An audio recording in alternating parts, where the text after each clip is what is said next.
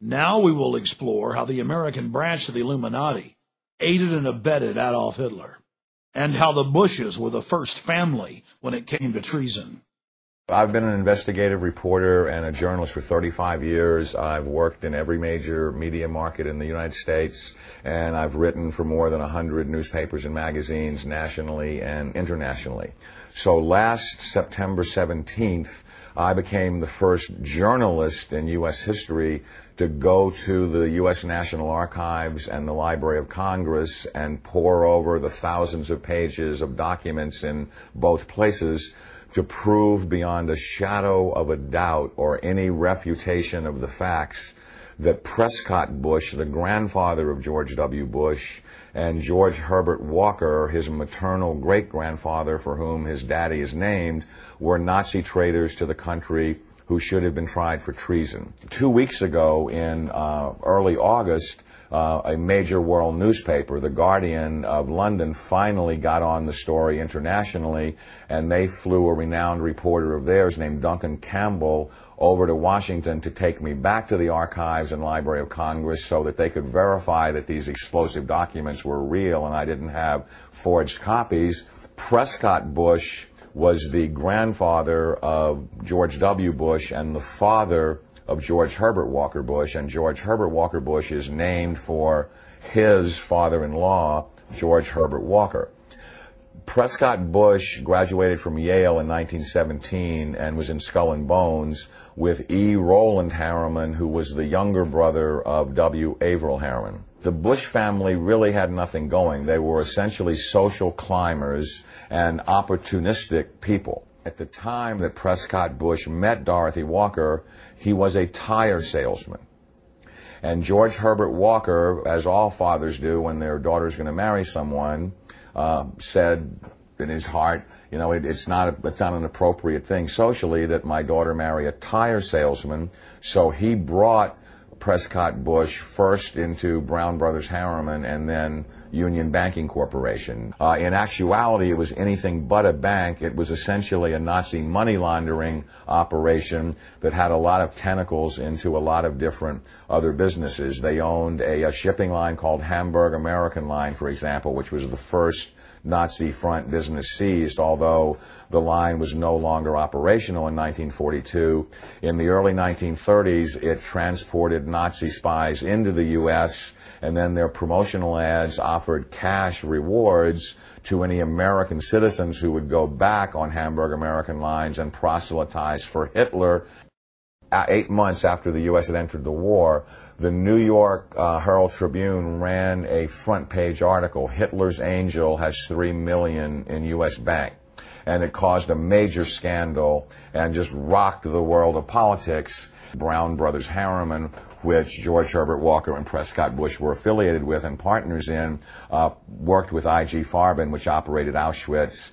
Prescott Bush, he did a number of things that were not only anti-American but were pro-Hitler, and he did all that he could to proselytize for Hitler and the rise of his Third Reich, because the largest client, Fritz Thyssen, of his patron, W. Averill Harriman, dictated what kind of behavior he would practice to enhance his own career. So he was put on the board of directors of Union Banking Corporation, and he was also a shareholder in Union Banking Corporation along with E. Roland Harriman. But what's interesting about what the documents show is that they clearly state that all of the shareholders were phantom shareholders for Fritz Thyssen and did his bidding directly. So the point I'm making is it's not as if they bought these shares of stock as a passive investment to hopefully profit from the war. They were directly doing the bidding of the individual who built the Nazi war machine. Some very shocking documents that I saw at the Library of Congress 2 weeks ago on August 10th. On August 9th, had to do with the hearings of the McCormick-Dickstein Committee of November 1934, show that Prescott Bush and the DuPont family, the Remington family, and J.P. Morgan tried to overthrow the U.S. government, assassinate FDR, and put a Hitler-style fascist state in place. I have in my possession testimony from the McCormick-Dickstein Committee in November of 1934 by one of the fascist plotters that they were going to follow Hitler's model exactly and impose martial law on the United States, round up unemployed people that were worthless to the economy and troublemakers and Jews and put them into internment camps. And their plan was, if necessary, to exterminate the people that could not be part of the effort.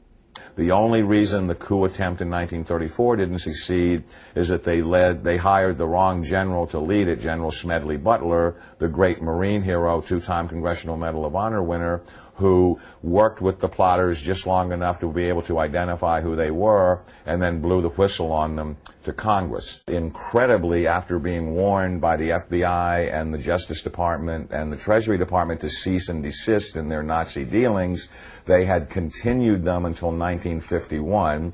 There had been 28 additional seizures of Nazi assets and Nazi business fronts between late 1942 and 1951, and that they had moved Nazi assets into Switzerland, Brazil, Argentina, and Panama, and they had continued to do business with their primary Nazi patron, who was Fritz Thyssen, who backed Hitler beginning in 1921 and who was the wealthiest man in Germany, and a steel and coal baron who, with his partner Friedrich Flick, essentially built the Nazi war machine along with I.G. Farben. In 1951, when Fritz Thyssen died in Argentina, Union Banking Corporation was liquidated by the U.S. government, and Prescott Bush received $1.5 million for his holdings in his Nazi business, and that was the beginning of the Bush family fortune for all intents and purposes. George Bush doesn't take his philosophical foundation from the Bible or the teachings of Jesus in the Sermon on the Mount. George Bush takes his inspiration from what he learned in Skull and Bones and from the Thule Society that Hitler and Goebbels and Goring cut their teeth in, Bohemian Grove, these evil organizations that perpetrate the ugly things that these criminals are doing to this country for which they must be held accountable. Now you look at the Republican National Convention this week, and you bring in Arnold Schwarzenegger to speak last night. Schwarzenegger is the son of a Nazi. He has praised Nazis. He has praised Hitler. He talked last night in terms like, we will not falter, we will not waver, we will win this war on terror. He's a leader who doesn't flinch, who doesn't waver, and does not back down. Well, that's exactly the speeches that Hitler made after the Reichstag fire. Terrorism and the homeland being under attack are precisely the issues that Hitler used to subvert everything within the German system of government. This is a criminal regime.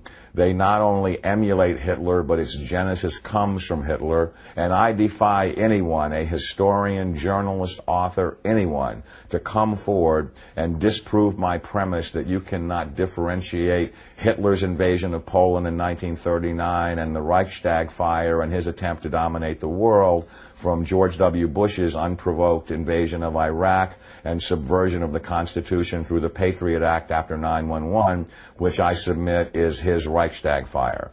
Karl Rove and his minions are every bit the masters of propaganda that Joseph Goebbels was. They literally took lessons from Goebbels and Goring about how to create such brilliant propaganda that unreality can become reality, and reality can be subverted to fantasy political subterfuge right before your eyes. So there's just an endless broken record that is leading up to the present era, that the Bush family has had a single goal for 100 years, which is to become the most powerful family on the planet and to rule the world. And they are on the verge of doing that under George W. Bush. It's critical that every citizen of this country rise up and do something, because the day of reckoning is at hand, and these people are Nazis. They are practicing Nazi philosophy. They are mimicking Nazi tactics, and time is running out.